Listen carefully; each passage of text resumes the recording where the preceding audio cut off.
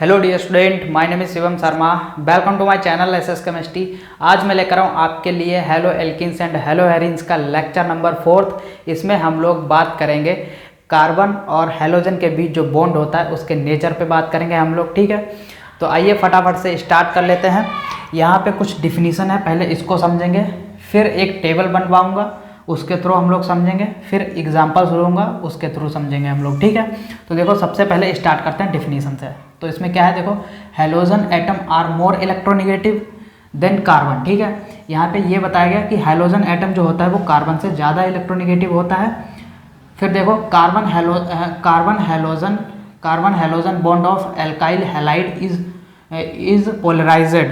The carbon atom bears a partial positive charge and bears the halogen atom bears a partial negative charge। ठीक है, इसमें ये कहा गया है कि हेलोजन एटम जो है वो ज़्यादा इलेक्ट्रोनेगेटिव होता है, इसीलिए इसके ऊपर पार्सली नेगेटिव चार्ज आ जाता है और कार्बन के ऊपर पार्सली पॉजिटिव चार्ज आ जाता है। ठीक है, इतनी बात आपके समझ में आई होगी। ठीक है, लेक्चर में 2 मिनट रुको, सारी चीज़ें समझ में आएंगी। इतनी जल्दी कोई नहीं समझा पाता है, चाहे आप किसी का भी लेक्चर देख लो। ठीक है, रुकना पड़ेगा थोड़ी देर तक।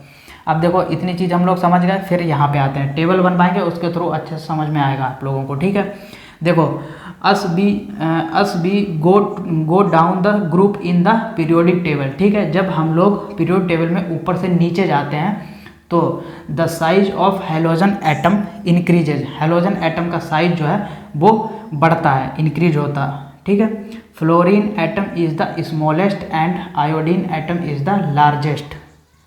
ठीक है, consequently the carbon halogen bond length also increases from carbon bond fluorine to carbon bond iodine. Some typical bond length, bond enthalpies and alkyl halide are best prepared from alcohols which are easily accessible. तो देखो यहाँ पे ये बताया गया है कि जब हम लोग पीरियोडिक टेबल में, देखो 17 ग्रुप में हेलोजन एटम सारे के सारे प्रेजेंट होते हैं। ठीक है, तो उस पीरियोडिक टेबल में हम लोग ऊपर से नीचे की ओर आने पर ये देखो फ्लोरीन, क्लोरीन और ब्रोमीन और आयोडीन ये हो गए, ऐसे ही तो प्रेजेंट होते हैं, ऐसे ही होते हैं ना, ऐसे ही फिट होते हैं उसमें पीरियोडिक टेबल में। तो हम लोग ऊपर से नीचे आएंगे पीरियोडिक टेबल में तो इनका साइज जो है वो बढ़ेगा। साइज क्यों बढ़ेगा? क्योंकि इसमें पीरियड नंबर बढ़ रहे हैं, यानी कि इनकी सेल्स बढ़ रही हैं। अगर फ्लोरीन की बात करें तो इसमें सेल्स जो है, फ्लोरीन का कितना होता है? 9 होता है। ठीक है, अगर इसका मैं कन्फिग्रेशन करूँ तो 1s2 2s2 और फिर 2p 2p5। ठीक है, तो यहाँ पे कितना हो जाएगा, कितनी सेल बनी? 1 और 2, 1 और 2 ही सेल तो बनी। ठीक है, अब यहाँ पे जैसे जैसे हम लोग पीरियोडिक टेबल में नीचे जाएंगे, देखो ये हो गया फ्लोरीन की सेल, देखो 1 और 2 सेल हो गई। अगर क्लोरीन की बात करें तो इसमें 3 सेल बनेंगी, तो यहाँ पे क्लोरीन आएगा तो 1 2 3। ठीक है, 3 सेल बनेंगी, इसमें 3 सेल बनेंगी, तो साइज बढ़ेगा। हम लोग पीरियोडिक टेबल में ऊपर से नीचे की ओर आते हैं तो साइज जो है वो इंक्रीज होता है, यानी कि बढ़ता है। ठीक है, तो साइज से हम लोग क्या समझ रहे हैं? साइज से हम लोग समझ रहे हैं कि कार्बन और हेलोजन के बीच जो बॉन्ड बनेगा वो पोलराइजेबल होगा। ठीक है, अब देखो इनके बीच की बॉन्ड लेंथ जो है, अगर साइज अगर छोटा है तो बॉन्ड लेंथ उसकी कम है, अगर साइज बड़ा है तो कार्बन और हेलोजन के बीच जो बॉन्ड बनेगा उसकी बॉन्ड लेंथ जो है वो ज़्यादा होगी। अगर बॉन्ड लेंथ अगर ज़्यादा होगी तो उसकी एंथैल्पी जो है वो कम होगी। अगर बॉन्ड लेंथ कम है तो एंथैल्पी ज़्यादा है। कैसे समझो? एंथैल्पी जो होती है, आयोनाइजेशन एंथैल्पी एक एनर्जी होती है ये। ठीक है, एक एनर्जी होती है किसी भी मॉलिक्यूल को कह लो कि तोड़ने के लिए या कुछ भी, मतलब थोड़ी देर के लिए मान लो कि हमको मॉलिक्यूल को एनर्जी दे रहे हैं उसकी इसको ये वाला हेलोजन एटम निकालने के लिए। ठीक है, इतनी चीज़ मान लो। ठीक है, अब जैसे मैं बात करूं कि ये एक लकड़ी का टुकड़ा है, मैं एग्जांपल दे रहा हूं, समझ लो खाली। ठीक है, समझ लो सिर्फ। ठीक है, अब देखो जैसे कि ये एक लकड़ी का टुकड़ा है, मैं कहूँ इसको 20 से तोड़ दोगे आप। फिर जो आधा बचा हुआ टुकड़ा है फिर मैं कहूँ इसको तोड़ दो भाई, फिर आप तोड़ दोगे, लेकिन थोड़ी ज़्यादा एनर्जी खपत करनी पड़ेगी, थोड़ा ज़्यादा फोर्स लगाना पड़ेगा इसमें। फिर जो इससे भी आधा बचेगा टुकड़ा, फिर मैं कहूँ इसको भी तोड़ दो, शायद ही आप तोड़ पाएँ। अगर तोड़ भी देंगे तो बहुत ज़्यादा फोर्स लगानी पड़ेगी, बहुत ज़्यादा एनर्जी खपत करनी पड़ेगी।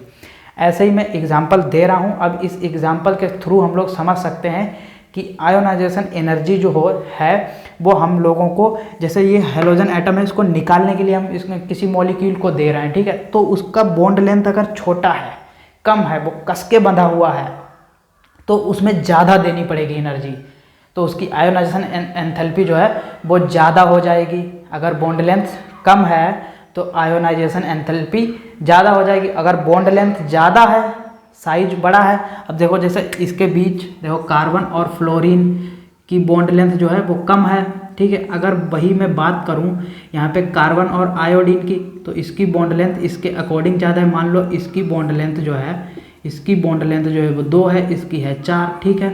तो क्यों इसकी ज़्यादा है? क्योंकि इसका साइज बड़ा है, इसका साइज छोटा है, इसीलिए इसकी बॉन्ड लेंथ ज़्यादा है। अगर बॉन्ड लेंथ बड़ी है, मान लो ये लकड़ी का टुकड़ा इतना बड़ा है, तो इसको हम लोग आसानी से तोड़ देंगे, इसमें हम लोगों की एनर्जी जो है वो कम लगी। अगर मान लो टुकड़ा जो है वो इतना बड़ा है, इसको हम लोग तोड़ेंगे तो एनर्जी ज़्यादा देनी पड़ेगी। तो ऐसे ही हम लोग एग्जाम्पल के थ्रू समझ सकते हैं कि आयोनाइजेशन एंथैल्पी जो है वो कब ज़्यादा होगी, जब हेलोजन एटम का साइज जो है वो छोटा होगा, ठीक है। और डाइपोल मोमेंट भी इसी तरीके से काम करता है। अगर साइज छोटा है, बॉन्ड लेंथ उसकी कम है, कार्बन और हेलोजन के बीच की बॉन्ड लेंथ कम है, तो डाइपोल मोमेंट भी उसका ज़्यादा होगा। और अगर साइज बड़ा है तो डाइपोल मोमेंट भी उसका कम है, ठीक है। फिर अकॉर्डिंग टू हम लोग उसके समझेंगे, टेबल के थ्रू समझेंगे, ठीक है। इतनी चीज़ आपको समझ में आई, बहुत बढ़िया। अब हम लोग समझते हैं टेबल के थ्रू, उसमें हम लोग इन फ्लोरीन जो जितने भी हेलोजन एटम होते हैं उनको हम लोग ऐड करेंगे, फिर उनके बॉन्ड लेंथ और जो है बॉन्ड लेंथ और उसकी आयोनाइजेशन एंथैल्पी और क्या डाइपोल मोमेंट, ठीक है, डाइपोल मोमेंट, दोनों तीनों चीज़ें ऐड करते हैं, फिर समझते हैं, ठीक है। तो आओ फटाफट से टेबल के थ्रू समझते हैं। तो आओ समझते हैं टेबल के थ्रू। बीच में मैंने वीडियो को रोक दिया था और इसको इरेज करके टेबल बना दी, क्योंकि वीडियो जो है वो ज़्यादा लंबा ना हो जाए। चैनल नया है यार, तो ज़्यादा लंबा वीडियो हम डाल नहीं सकते उस पर, क्योंकि इतने ज़्यादा लोग देखते नहीं हैं, इसीलिए छोटा ही वीडियो बनाता हूँ। देखो इस टेबल के थ्रू हम लोग क्या समझ सकते हैं। देखो यहाँ पे मैंने बॉन्ड रखे हैं, कार्बन और फ्लोरीन के बीच बॉन्ड, कार्बन और क्लोरीन के बीच बॉन्ड, कार्बन और ब्रोमीन के बीच बॉन्ड, कार्बन और आयोडीन के बीच बॉन्ड। यहाँ पे इनकी बॉन्ड लेंथ है, और यहाँ पे कार्बन और हेलोजन के बीच जो बॉन्ड बना है उसकी एंथैल्पी है, और यहाँ पे डाइपोल मोमेंट है, ठीक है। देखो हम लोग इसका समझेंगे। क्या कहा था, पीरियोडिक टेबल में ऊपर से नीचे जाने पर साइज जो है वो इंक्रीज होता है, ठीक है, साइज इंक्रीज होता है। इसका साइज बड़ा है तो इसकी बॉन्ड लेंथ जो है वो इसकी ज़्यादा है। बॉन्ड लेंथ ज़्यादा है यानी कि इसको हम आसानी से तोड़ सकते हैं, इसको आसानी से तोड़ सकते हैं, या आसानी से इसका पोलराइजेशन हो जाएगा, ठीक है। तो हम लोग कह सकते हैं कि इसकी एंथैल्पी जो है वो कम होगी, क्योंकि हम लोग इसको आसानी से तोड़ सकते हैं, कोई दिक्कत होगी नहीं। हम लोगों को एनर्जी जो है, आयोनाइजेशन एंथैल्पी जो है वो कम देनी पड़ेगी, इसीलिए इसकी एंथैल्पी जो है वो कम है, और इसका डाइपोल मोमेंट भी कम है, क्योंकि ये आसानी से टूट जाएगा, या डाइपोल मोमेंट इसका इसलिए कम है क्योंकि ये आसानी से पोलराइजेशन इसका हो जाएगा, ठीक है। अब देखो जैसे ही इसका साइज बढ़ा वैसे ही इसकी बॉन्ड लेंथ जो है वो कम हुई थोड़ी सी, फिर कम हुई तो इसमें थोड़ी सी ज़्यादा हमको एनर्जी देनी पड़ेगी, इसमें थोड़ी सी ज़्यादा एनर्जी देनी पड़ेगी। ऐसे ही इसका साइज इससे बढ़ा नहीं यार, छोटा, इसका साइज आयोडीन से छोटा हुआ, वैसे ही इसकी बॉन्ड लेंथ जो है वो कम हुई, और एंथैल्पी जो है वो इसकी ज़्यादा हो गई, क्योंकि साइज छोटा होता जाएगा और इसकी बॉन्ड लेंथ जो है वो कम होती जाएगी, और एंथैल्पी जो है वो ज़्यादा होती जाएगी। अब देखो जैसे ही इसका क्लोरीन का साइज और छोटा हुआ इन दोनों के कंपेयर में, तो इसकी बॉन्ड लेंथ जो है वो और भी कम हो गई। बॉन्ड लेंथ कम होती जाएगी तो एंथैल्पी हमको ज़्यादा देनी पड़ेगी तोड़ने के लिए, बॉन्ड तोड़ने के लिए, ठीक है। और यहाँ पे देखो पोलराइजेशन पावर जो है वो बढ़ती जाएगी, ठीक है, ऊपर के लिए बढ़ती जाएगी और एनर्जी भी ऊपर के लिए बढ़ती जाएगी, पोलराइजेशन पावर भी बढ़ती जाएगी, ठीक है। अब फ्लोरीन का साइज जो है वो सबसे छोटा है इन तीनों के कंपेयर में, तो इसकी बॉन्ड लेंथ जो है वो सबसे कम है और साइज छोटा है तो बॉन्ड लेंथ कम है, तो इसमें आयोनाइजेशन एंथैल्पी जो है वो हमको ज़्यादा देनी पड़ेगी बॉन्ड तोड़ने के लिए, उसमें ज़्यादा मेहनत लगेगी, तो इसका डाइपोल मोमेंट भी ज़्यादा होगा, ठीक है। तो आई होप आप अच्छे से समझ गए होंगे कार्बन एंड हैलोजन के बीच के बॉन्ड के नेचर को, ठीक है। वीडियो अच्छा लगा तो लाइक कीजिए और चैनल को सब्सक्राइब जरूर कर लें और बेल आइकन को ऑल कर दें, क्योंकि जब भी मैं वीडियो अपलोड करूं सबसे पहले आप उसको देख पाएँ, ठीक है। तो मिलते हैं नेक्स्ट वीडियो में, उसमें हम लोग बात करेंगे preparation of hello alkenes and hello arenes के ऊपर, ठीक है। ठीक है, फिर मिलते हैं नेक्स्ट वीडियो में, बाय बाय।